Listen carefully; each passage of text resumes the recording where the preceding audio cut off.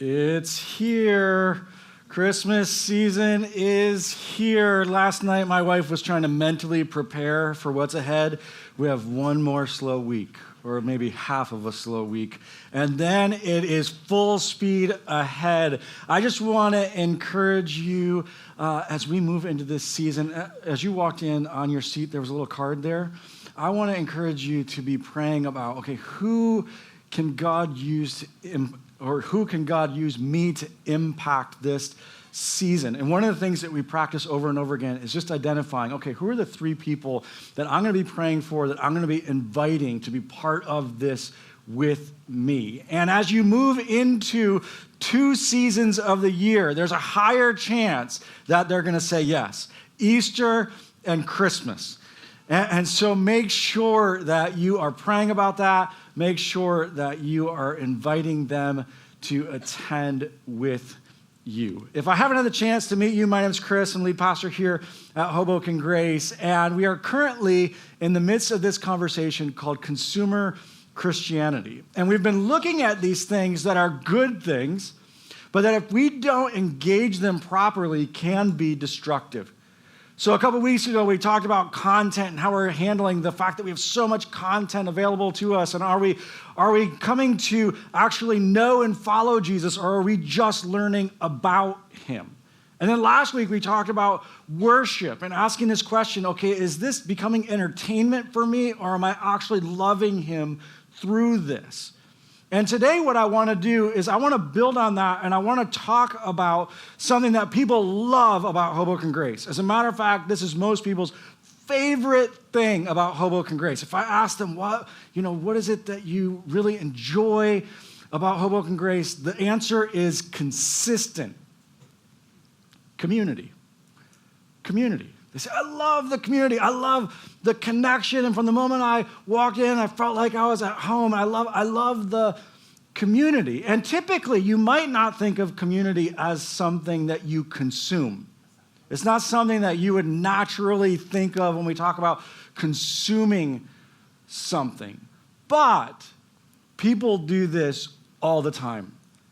And this shows up in all sorts of different ways inside of our life. Some of them are obvious. Sometimes it's obvious when someone's consuming community. As a matter of fact, here at Hoboken Grace, it's interesting. We have this whole group of people who don't like the way that we do church, but they love our community. So they show up at the connection events and they join groups, and they love our community. They just don't like the way we do church. And I'm not talking about people who are exploring Jesus and whether they can trust him, or trying to figure out who he is and what he said. I'm not talking about that. If you're in that boat, you can consume our community for as long as you want, as much as you want. I'm not talking about that. I'm talking about people who have said, no, I'm a follower of Jesus. I don't like the way that you do church, but I love your community.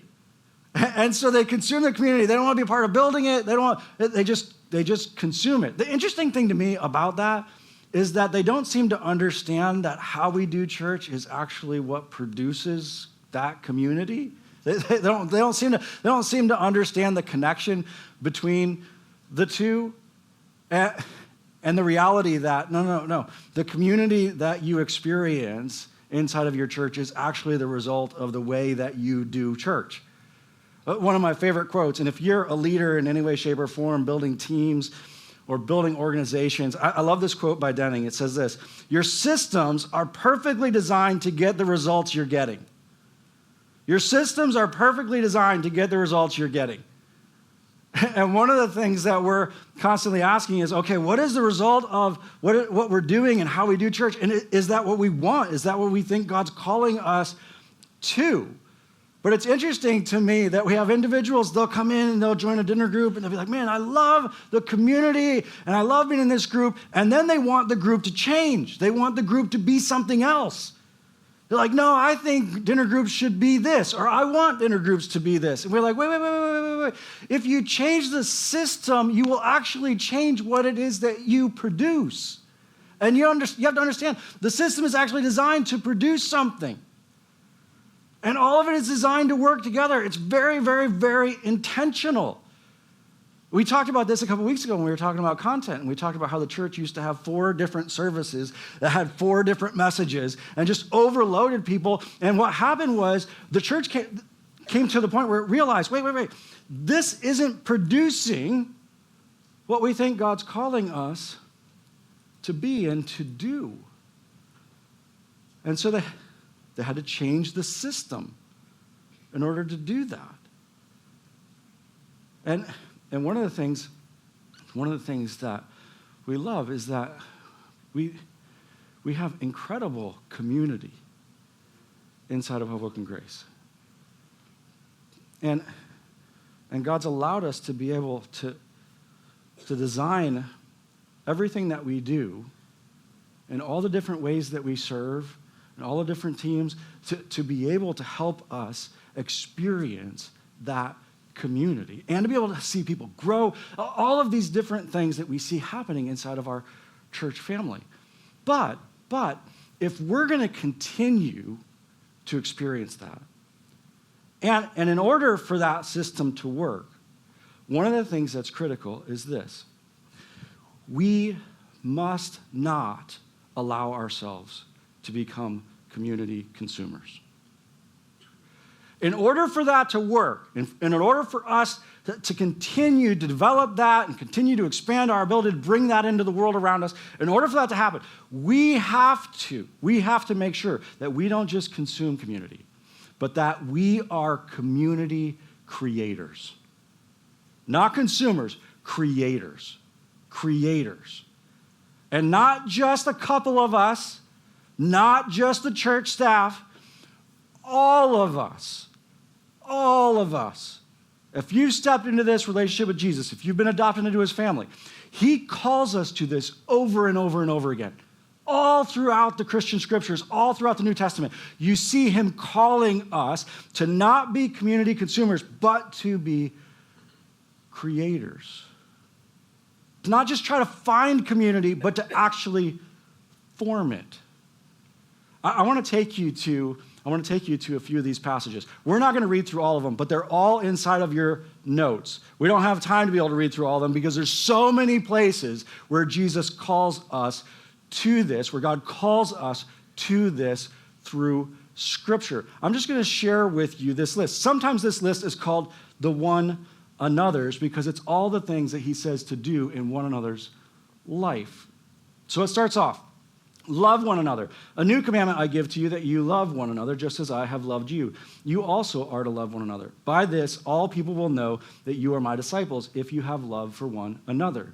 Greet one another. Greet one another with a holy kiss. We don't have to do the end of it there, but the greet one. Encourage one another. Therefore, encourage one another with these words. Be humble towards one another. And again, I'm not going to read all of these passages, but if you open up the app, click on Sunday, click on Notes, it's all written out for you there. I highly encourage you to go through it.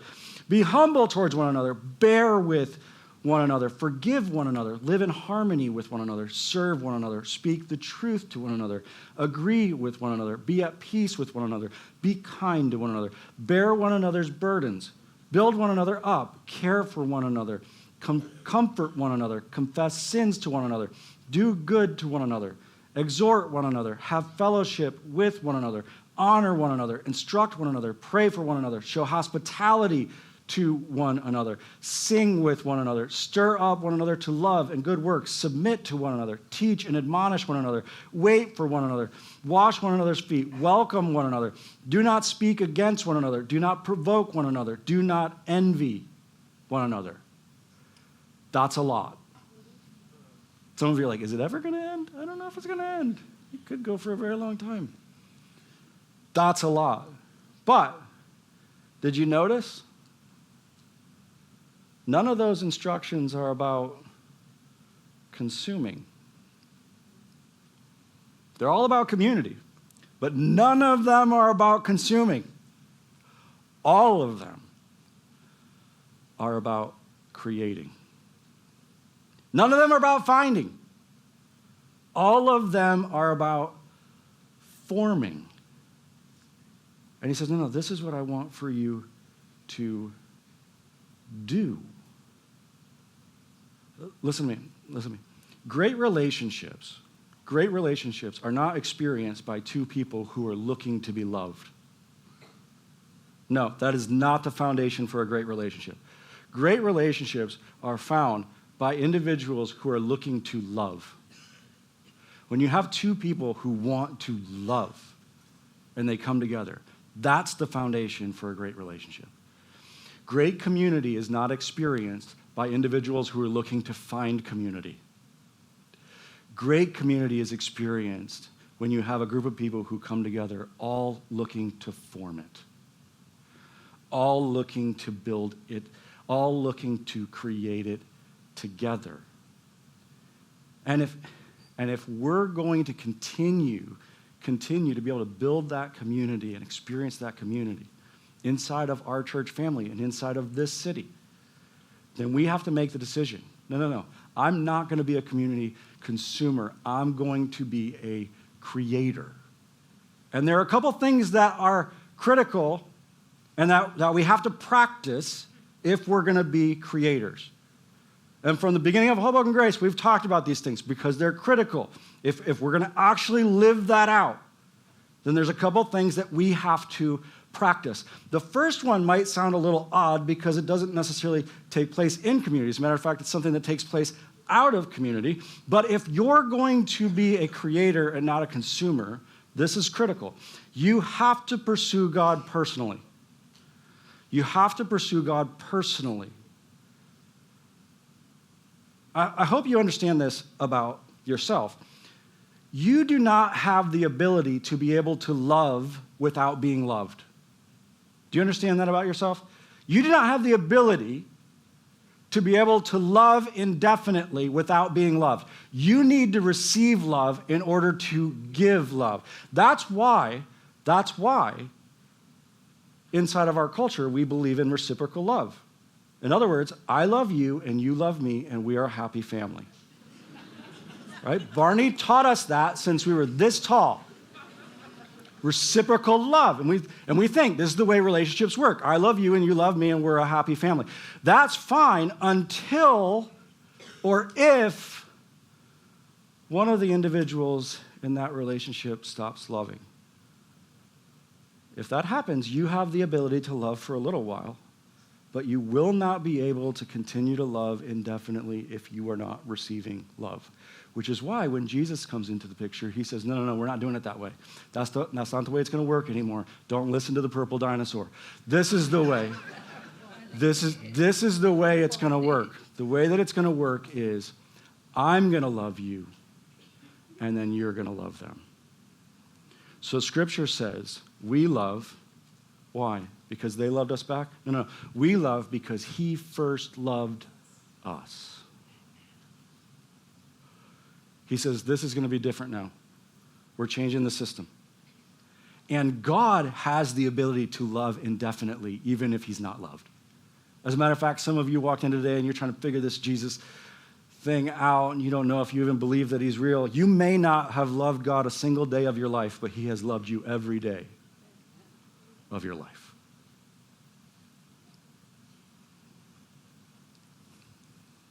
And as Justin said earlier, it doesn't matter who you are, or where you've been, or what you've done. He wants for you to be part of that community too, and to be part of his family. And Jesus gave his life for that to happen, and for you to know that. But one of the things that's critical, if we're going to be community creators, is that we have to receive that love. In other words, you have to create space for that. Time with him during the week where you're actually engaging him, receiving from him, because that is the source from which you get to give. That's what you get to bring into that community. And so you need to be receiving that yourself. In addition to that, as you're receiving from him, then number 2, you have to show up to give, not get. You have to show up to give, not get. Sometimes I'll have conversations with people and they'll be talking to me about their dinner group and they'll say to me, Chris, I don't think I'm going to go to group anymore. I'm just not getting anything out of it. And since the beginning of Hoboken Grace, my answer has always been the same. Many of you have heard me say it before. Because I'll look at them and I'll say, oh, You thought group was about you. Oh, you thought group was about what you're going to get. No, group is where you get to live out everything we just talked about. Where else are you going to live it out? Group is where you get to live out all those things we just listed. Because you know where you can't live that out? Sunday. Those things we just listed, you don't do those on Sunday. Well, we sing together. One of them. We got one of them down. The rest of them, you can't do that. One of my favorite ones is bear one another's burdens. You don't do that on Sunday morning. When Justin said greet the person around you, none of you were sharing your burdens. No. So where are you going to do that? Where are you going to live that out? Where are you going to bring that into community? That's what group's about. It's about, okay, no, this is where I get to bear one another's burdens. This is where I get to serve them. This is where I get to actually engage life with them. That's what it's about. It's about what you get to give and how God wants to use you inside of community. This is where you get to form. This is where you get to create. I remember when this was drilled into me in a really powerful way, because I was at school, and one of the professors had actually known me. He was a friend of my dad's for a long time. He'd known me since I was 11 years old. And so he knew what my dad had poured into me. And I was inside of one of his classes. It was about, I think it was on Paul's writings, but it was a class where I pretty much knew everything that we were going to walk through. And so I was sitting in the back of class, and I wasn't really participating that much and taking a little bit of notes of a few things here and there, just to be able to make sure that I got a good grade. And a couple weeks into the class, as I was walking out of class, he was actually standing outside waiting for me. And I walked out of class, and he stopped me. He said, "Chris, I know what God's given you. I know what's been poured into you. And if you're not willing to share that with the rest of the class, don't step foot in my classroom again. If you're just going to keep that for yourself, if this is just going to be about what you're going to gain, don't come back." And that shaped me. That shaped me. Because all of a sudden I realized I had a responsibility. I had a responsibility with what God had done in my life. I had a responsibility inside a community. And so do you. A responsibility to show up, to give, not to get. We've got to change the way that we look at this. And so we have to prioritize that time with him. We have to show up to give and not get. And the next one is this. You have to sacrifice connection for multiplication. You have to sacrifice connection for multiplication. Now, we typically talk about this as it pertains to dinner groups, because someone will join a dinner group and the group's beginning to grow, and eventually the leader will come in one time and say, "All right, it's time for our group to multiply." And you'll hear the scream on the other side of Hoboken. Just, "No, we can't do this. I'll never find friends again. This is my whole group." And they have such a hard time with it. And there's this pull to just stay together. We just have to maintain this connection. But I mean, the core of the cross is that we have to sacrifice connection for multiplication. Jesus goes to the cross, and the most painful thing on the cross for Jesus isn't the nails. It's not when he's beaten. He doesn't cry out through all of that. The most painful part of the cross for Jesus is when he loses connection with his Father. That's when he cries out. And his father turns away because he sees our sin. And Jesus cries out, my Father, why have you forsaken me? And Jesus gives up that connection. Why? So that you could be connected. For multiplication. The core message of the cross is that we're called to sacrifice connection for multiplication. But this doesn't just show up inside of groups. This is something that we have to constantly engage. And one of the ways that I see it on Sundays is that people will show up and just talk to the people they know. And so you'll walk into the lobby and you have your group, and I see the groups, and you go to your group and you don't talk to anybody else. Let me ask you a question. When's the last time you met someone new here at Hoboken Grace? There are tons of people in this room you don't know. I know that. I know that for sure. There's tons of people in this room I don't know. And I'm here a lot. There are tons of people here. When is the last time that you stepped outside of your group, outside of your bubble, when you sacrificed connection for a little bit to be able to connect with someone new? What if you decided that until the end of the year, you were going to do that with one person every Sunday? Well, that's a community creator.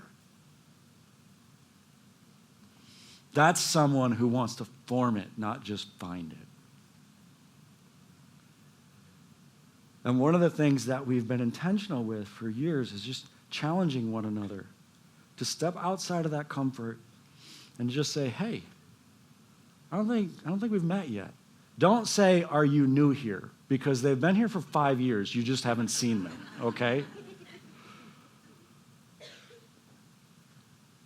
But if we're going to be creators, we have to sacrifice connection for multiplication. And this is not just something a few of us are called to. All of us are called to. And then the last one is this. We have to practice hospitality. We have to practice hospitality. This is something that shocks other pastors when they hear about Hoboken Grace and how we do things. Because I'll be talking with them about our groups, and they'll say, but where do all of your groups meet? Because you're in a city, and like you don't have a permanent space. This before we had this space. Where do they meet? I said, no, they all meet in homes. Like, really? That many people are willing to invite other people into their home that they don't even know? And I'll say, yeah. This is the way we've done it from the beginning. And for us, it's not that strange, but it actually isn't all that common.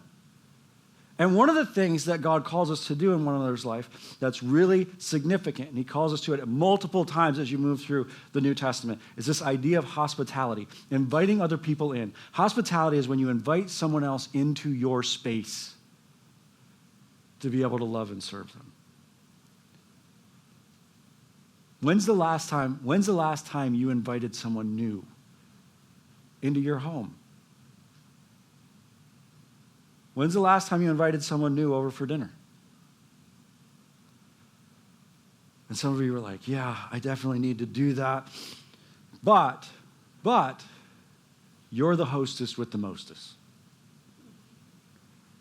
And I experience this all the time. People are like, oh yeah, we should definitely have someone over. And right now, some of you are starting to think through, okay, what would that mean? And this is the way it works. Okay, we need to have someone over. We can do that in 3 months. I think we can be ready for that in 3 months. And we've got to get new furniture, and we'll probably have to paint that wall. We definitely need a new color for that wall. We've got to get the china out.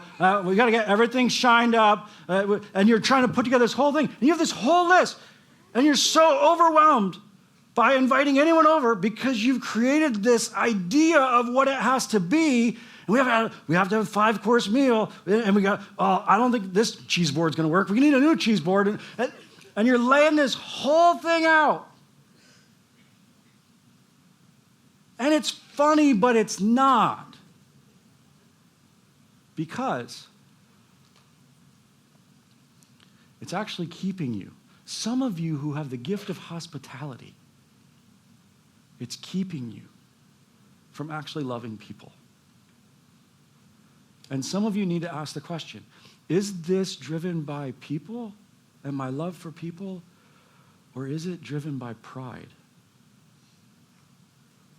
And the way that I want to look, the way that I want. And if the answer isn't people, then you have an idol. Do you know what you do with idols? You rip them out. You can't tolerate idols. You tear them down. Scripture's consistent about this. So here's what some of you need to do. You need to invite someone over. You need to not clean the house. You need to order pizza from Domino's and eat out of the box.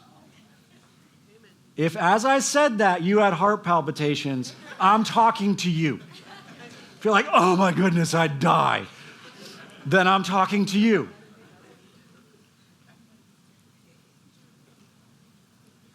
Unfortunately, listen, I think this is true for more of us than we want to admit. Unfortunately, this idea of how we should put together a gathering is actually keeping us from loving each other well.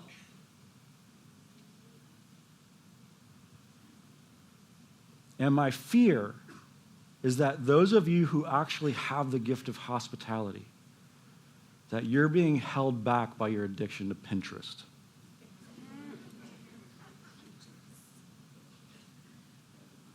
And God says, no, I want for you to practice this with one another. But we have to decide. We have to decide. I'm not going to be a consumer. I'm going to be a creator. Listen to me. Listen to me. God has called you into this. I'm not going to be a consumer. I'm going to be a creator. The community that God's calling us to create inside of our family and inside of our city is not something that the staff creates. It's not my responsibility to create it. It's my responsibility to share this with you, that God has called us, and I'm going to take you back to this list. It's my responsibility to share this with you, that God has called us to love one another, greet one another, encourage one another, be humble, bear with one another, forgive, live in harmony, serve, speak the truth, agree with, be at peace, be kind to, bear one another's burdens, build one another up, care for, comfort, confess sins to, do good to, exhort, have fellowship with, honor, instruct, pray for, show hospitality to, sing with, stir up one another to love and good works, submit to, teach and admonish, wait for one another, wash one another's feet, welcome one another, do not speak against one another, do not provoke one another, do not envy one another. It's my responsibility to share that with you. And then your responsibility, all of our responsibility to say, okay, no, I'm going to do that inside of our community. I'm going to be part of shaping that and shaping a community where we all come together, not for what we're going to get, but for how we can give. The power of that is amazing. Amazing. And when you do that, you create community that people experience and they say, oh my goodness, this is incredible. This is incredible. And so I want to invite you. What's the step you need to take? Maybe for some of you, you're not in community. You need to take the step of, okay, I'm going to actually engage that. Or maybe you say, no, I'm going to go this next year. Until the end of the year, I'm going to meet someone new every single week and begin to develop that habit. Or you say, before the end of the year, I'm going to have someone over. Even if the wall isn't painted, I'm going to have someone over. Why? Because I'm going to embrace one of the most beautiful things that Jesus invites me into. Creating community. Will you pray with me? Father, I pray that today, as we look at this reality not just of what your family is or the family that you've brought together, but this reality that you call all of us into being part of forming and shaping that. And it's so easy to fall into just consuming that community and, okay, what am I going to get? I pray that today we would make the commitment to embrace this role, this beautiful opportunity that you give us, to not just be adopted into your family, but to create the community, the connection of your family. In Jesus' name, amen.